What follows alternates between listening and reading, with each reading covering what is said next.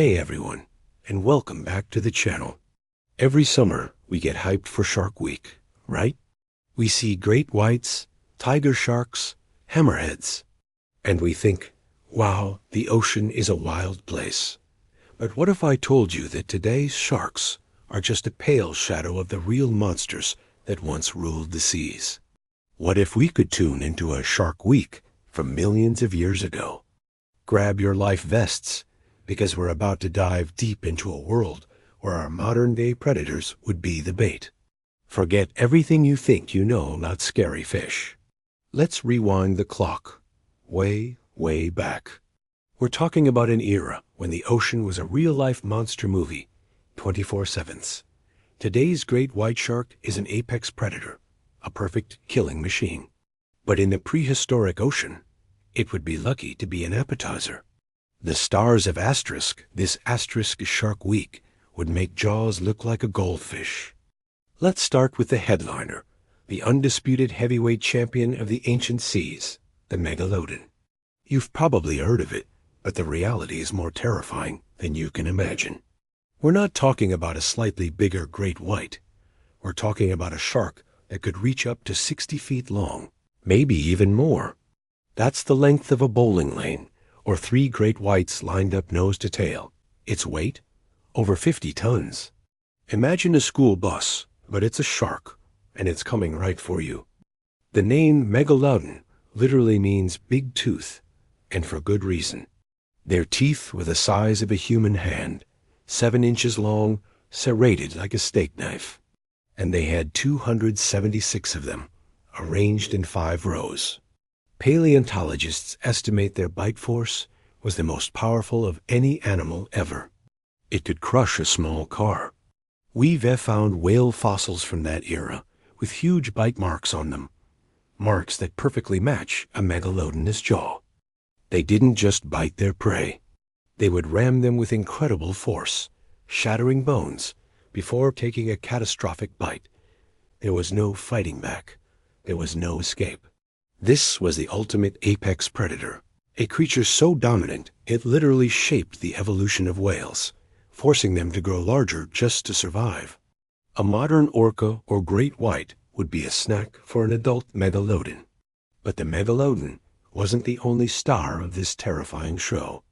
Let's travel even further back to the Permian period, around 290 million years ago, and meet one of the weirdest and most nightmarish creatures to ever swim, the Helicoprion. Now this thing is straight out of a horror film. It wasn't a true shark, but a close relative. What made it so bizarre? Its jaw. Imagine a circular saw blade, but it's made of teeth and it's embedded in the creature's lower jaw. For over a century, scientists were baffled by Helicoprion fossils. They just found these strange tooth whorls and had no idea how they attached to the animal. Did it swing from its nose? Was it on its tail? It wasn't until modern 3D scanning that they figured it out. The tooth whorl was inside its mouth, in the lower jaw. As new teeth grew, the older ones were pushed forward, coiling into that spiral shape. When Helicoprion closed its mouth, this buzzsaw of teeth would have sliced through soft-bodied prey like squid and ammonites with terrifying efficiency.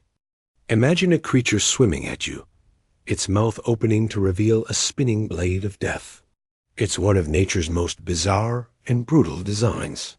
There's nothing like it on Earth today, and for that, we should probably be grateful. But sharks and their relatives weren't the only monsters. Before the giant sharks, the oceans were ruled by something even more heavily armed. Let's go to the Devonian period, the age of fishes, about 360 million years ago. Here we meet the Dunkleosteus. This thing wasn't a shark. It was a placoderm, a type of armored fish. And when I say armored, I mean it. Its head and the front of its body were covered in thick interlocking plates of solid bone, like a medieval knight's suit of armor. It was virtually indestructible. Dunkleosteus could grow up to 30 feet long, the size of a large RV, and it was the undisputed terror of its time. The scariest part, it didn't have teeth. It had something worse. The bony plates of its skull extended into two massive razor-sharp fangs.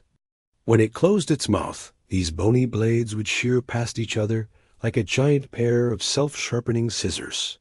The force of its bite was incredible, one of the most powerful in history. It could snap other armored fish in half. It was a fast, powerful hunter with a guillotine for a mouth. Paleontologists believe it had a unique 4-bar linkage mechanism in its jaw that allowed it to open its mouth in a fraction of a second, creating a powerful suction that would pull prey directly into its shearing blades. So even if you weren't right in front of it, it could literally vacuum you into its deadly mouth. No shark, no crocodile, no fish today has anything remotely like it. And the list goes on. We have the Stephacanthus, a smaller shark from the same period, famous for its bizarre, anvil-shaped dorsal fin that was covered in sharp spines. It looked like it was wearing an iron brush on its back. Why? No one is entirely sure. Maybe for mating displays, maybe for defense. But can you imagine seeing that strange shape cutting through the water towards you? Or how about the Critoxurina, often called the Ginsu shark, because of its incredibly sharp blade-like teeth?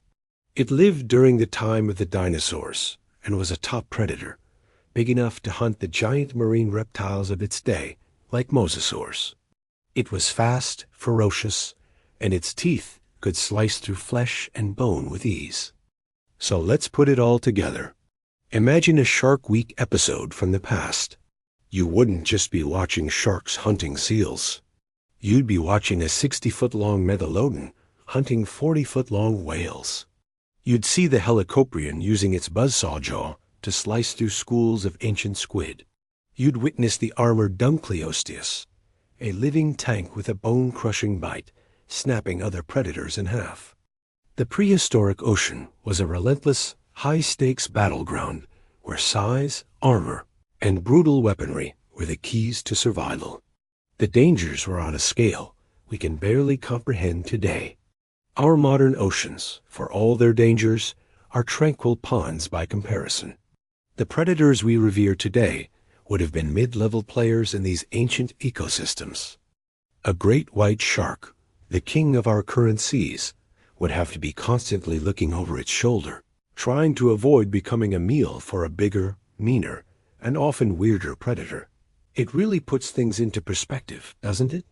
It shows us that life on Earth has produced monsters far more terrifying than anything we can invent in fiction. These creatures were real.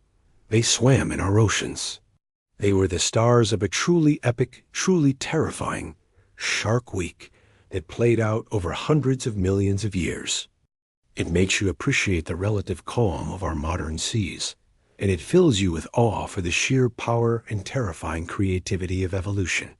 So next time you tune in for Shark Week and see a great white breach, just remember, it's standing on the shoulders of giants. Terrifying, blade-toothed, armor-plated giants. The ocean has always belonged to the sharks and their kind, but the kings of yesterday were in a league of their own. Thanks so much for diving back in time with me today. It's a wild and humbling journey, isn't it? If you enjoyed this trip into the prehistoric deep, make sure to hit that like button and subscribe to the channel for more adventures into the world's most incredible mysteries. Let me know in the comments which of these ancient sea monsters you think is the most terrifying. Stay curious, and I'll see you in the next video.